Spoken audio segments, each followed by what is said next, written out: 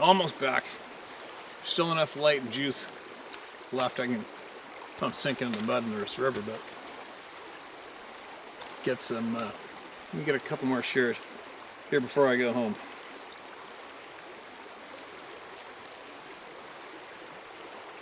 Okay, what do we got? Again, just more confirmation on info of something you mentioned. So like I said before, I'm very sensitive to these things, and you're right that they're everywhere. After moving off the mountain loop highway I lived in the Arlington area, small town, very rural, farmland, and lots of tribal land. So one place I spent more time at was very near I-5 freeway. Actually under the bridge where the freeway passed over the Stillaguamish River. I was drawn to this area. One side was inaccessible, the tribe side, so one summer, a few years ago, I took my kayak across and went exploring. Well, across this river is impenetrable by foot, but my intuition was right. Not only did I pick them up, something changed. It went from them determining whether or not if I had a weapon, to them wanting to protect their secret. Now you can imagine my concern at that moment. Shortly after that weekend, I did have a sighting. It was intentional, and that's all I'll say about that. So I got out of there, but continued to drive down, spend some time down there, including spending the night down there in my RV. Man, they really worked hard at detouring me. They would be cloaked, and they got me close. I mean, close enough that I could hear them, or maybe not hear them. Maybe it was their telepathy. I am weapon is what I picked up, or the message that would be delivered to me. Right? Talk about tuck and tail and wanting to run. It's like if you don't know, or pretend not to know, it makes it somehow more okay. But if you know, and you can't help but to look and listen and react, well, they don't really like that. And they really don't like it if you know about one of their access points, which is what I believe I bumped into down there. So when they did this, I am weapon whisper to me. It made the hair on every inch of my body stand up because it felt like they were standing right next to me but cloaked, whispering it to me like right in my ear. That's totally effing with me. So that's messed up, man. I swear they get their kicks messing with us. It's like they laugh at us behind the scenes. I don't know, kind of messed up. So anyway, hanging out under the interstate highway in rural Snohomish County. Crazy. Okay, well, it sounds like that's part 2 of an email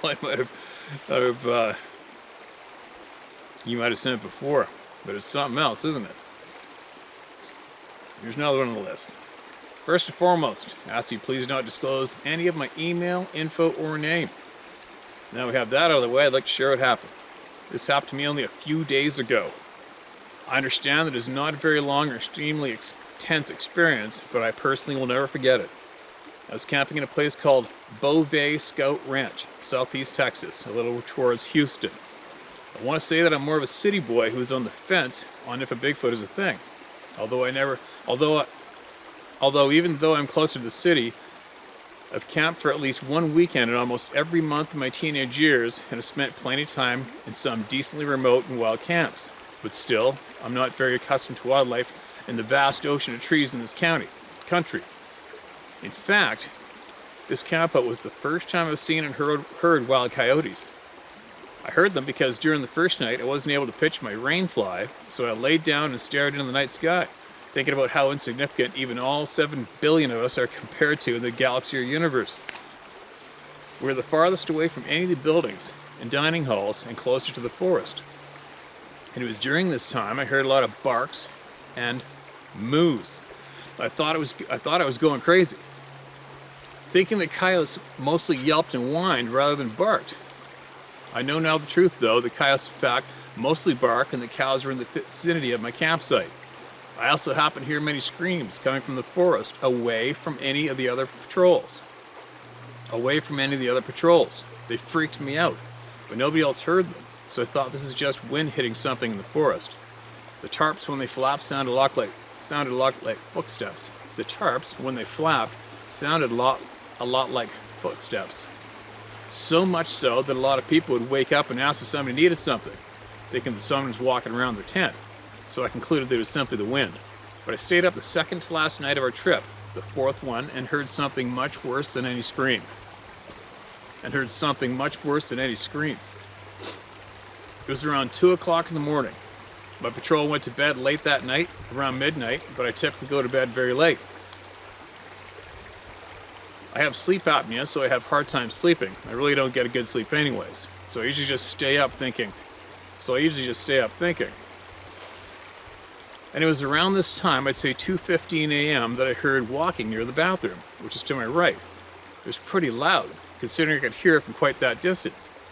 I thought of some stupid kids staying up and chatting. In retrospect, I think that could have been the case, as they were talking away way too loud. Even for dumb all-nighters. I couldn't understand what they were saying. I thought I should have. I could hear them quite well. Then I heard barking too, near the bathroom on my right. And I thought the kids were getting attacked or threatened by coyotes. But I wasn't hearing any screaming or running or anything. I started to get nervous and considered for a second to leave my tent to help them. But that changed when I heard the worst noise I've ever heard or probably ever hear in my entire life. I can only describe it as a serial killer with a very, very, very deep voice, gargling marbles and maniacally laughing their butts off at the same time. Yeah, it's kind of creepy. After that, it was over. There was complete and utter silence. My blood felt so cold it could have been blue. I barely had the strength to reach for my Bible on the other side of my tent and lay it on my tent as I stared at the roof of my tent. I'm still shivering just thinking about the noise, even though a few days have passed and I'm comfortable in my house far away from the trees and forests. I lay there for a whole hour staring upwards, hoping, praying I wouldn't hear it again, thinking that possibly I was hearing things. Eventually, in an hour of silence, I was able to shove my face in my pillow and fall asleep. I woke the next morning and immediately asked around if people had heard it as well, and to my surprise, one did. Although he described it as a coyote using mouthwash, which isn't very accurate or disturbing enough to compare it to what it actually was. And in fact, I was so terrified of that night that I asked everyone in the whole NYLT camp, a BSA program that stands for National Youth Leadership Training, about what I call the marble gargle. And to my surprise, a few more had heard it, including a staffer. And they were much closer to the talking and the bathrooms, but they couldn't tell what the talking was either. And they too heard a deafening silence after the gargling. I knew then I wasn't going crazy and that I really did hear that noise that night. And I can tell you this, that did not sound like no coyote. I've heard them all night, every night, for that whole week. I asked people there if a coyote gargled. They all said no. The absolute first thing I did when I got home was look up gargling coyote and listen to almost an hour of recorded audio of coyotes. I looked up the weirdest animal noises and yells for the rest of the day, and I can tell you that was no human. I've heard them all my life, and I don't know if a human can that. I've heard them all my life, and I don't know of a human that can sound so deep and gargle and yell at the same time. I don't know what that was. I don't know if I want to know what that was. I know, but some of this sounds cliche. But quite honestly, I don't care. I used to watch your videos months back, and then I thought most of the emails on there were cliche and probably fake. But now I guess I'll just have to reconsider. Hope you have a good day. A good sleep, unlike I. Yeah, well, welcome to the club of no return, man. Welcome to the club of no return. Well, at least you're not alone. There's no shortage of us, right? I mean, if you've been listening to all these emails getting shared, you know you're not alone. Especially with the sounds, the screams, and the deep voices. It's just the way it is, and it's happening. And what do? You got to talk about it. That's why I'm doing this. Somebody had to, right? You just can't have the majority of the public who enjoys the outdoors or lives rurally. You just can't have them. You can't force us all to stick our heads in the ground in the sand hole any longer. You can't do it. Somebody's got to do this. Somebody's got to talk about it. And that's where we all are. And I can only imagine what it's like to have possibly been a follower of this channel, watching all the hunting and fishing, and then all of a sudden it switched over to Sasquatch stories and then started ramping up. And it got really annoying because you didn't have any interest in it and you didn't have any experience with it. You probably thought it was a joke or being made up, bullshit. And then all of a sudden you get your rude one-way ticket to the club of no return. And the no return is becoming 100% aware that something else is going on out here. It's funny, as I talk to the camera right here, man. Right there. I got screamed at from right there last year. And I used to, when I first moved here years ago, I used to go across the Logging Road Bridge right here and set up I had a huge Starfam archery target, and I'd go up in this dryland sort, logging clear sort over there before they logged all the trees out behind it. And I'd practice my bow there. I tell you what, a couple times I went there, and it's almost like half of your head is just and just feels the pressure from that patch of timber right there, like something's just beating down on you, you know. And there's been a bunch of sightings around here, and the local natives fully informed me, just flat out said that these Sasquatch beings have been feeding along the side of the Green River forever, and that's what they do. But anyway, get back to your sighting though, your experience. Sure is relieving to know somebody else heard it, right? How relieving is that? It's about as relieving as this channel is to all the other people out there who have had an experience and didn't have anywhere to go. But then started listening to all these emails, and then they realize they are okay. They're normal. You're not going crazy. The shit's happening. All right? But anyway, thanks for that email, man. Let's see if I can add one more onto this before I skedaddle. The sun's definitely going down. It's time to go. What do we got? Hey Steve, I appreciate your YouTube videos and I really love the scenery up there. I started watching it because you told a story about a guy on meth on a hunting trip. And I am a substance abuse counselor and know just how challenging meth addicts can be. I was a little surprised to hear you talk about Sasquatch, but thank you for doing so. I'm 49 years old. I live in Arizona now. I'm a counselor. I'm a mother of 2 awesome young adults. I'm not crazy, but I have a Bigfoot story to share with you. I grew up in Myakka, Florida. My parents owned 5 acres that bordered up to a couple 1,000-acre cattle ranch. Our land had a creek running through it that my dad had widened to make a pond. We had a barn, and our house is on property too. I was an outdoors kid because my mom thought it was healthier for us kids to be outside than inside watching TV. I raised and showed cattle and horses. I loved the outdoors and wasn't afraid of any wildlife. Our pond was full of snakes and gators. I'm just trying to paint a picture of rural Florida because most people think of beaches and tourists. Actually, I've hunted Florida for turkey in the spring, and we got right back in there. And I can completely visualize exactly what it is you grew up in. I had a barn cat that would sleep outside my bedroom window on the ledge at night. I loved seeing her hunched up on the ledge of my window because I knew she was safe. Gators love to eat pets. Take a minute to imagine a black cat on a window ledge. My Bigfoot sighting took place when I was 7 to 8 years old. I could have been younger, but I can't really remember the date. So this sighting probably happened in 78 or 79. I was getting into bed one night, I looked and saw my cat's silhouette in the window, and I continued trying to get under my sheets. It was dark in my room and outside, probably 8 p.m. When I flipped over my back, put my head on my pillow, I looked at my window to see my cat, but all of a sudden, 2 big yellowish-brown eyes were staring at me. 2 eyes that were way too big to be my cat's eyes. I could see the shape of its head, but I could not make out any details since it was dark outside. My mind could not make sense of what it was seeing. Then the thing stood up. I guess it was crouching outside my window. The bottom of my window was about 4 feet off the ground, and this thing stood at least 3 feet taller. It was very broad. I was frozen. I couldn't scream. I tried, but only air came out of my mouth. The thing turned away and walked towards our barn, but I was too frozen to move and watch it walk off.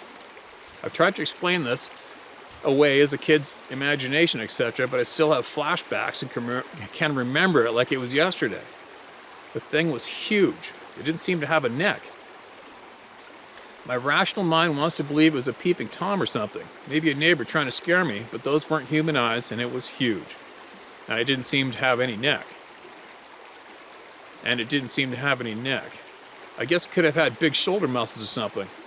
Anyway, it wasn't built like any man I knew, and it was much more muscular. I went on my life, continued to play in the woods. I think I was too young to associate this thing with the woods. I'm still an avid hiker. I hike alone a lot, but have stopped doing so after watching you and David Plitus. I've spent my entire life fascinated with Bigfoot, but mostly TV shows of Bigfoot are so hokey, they only leave me frustrated.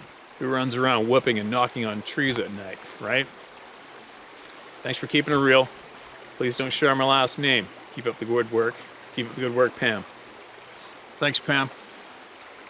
What a nightmare. What a nightmare for a child. I haven't had that happen. I haven't seen the glowing eyes. Maybe I will in a minute. But, I definitely wouldn't crave that experience. I don't need it in my life.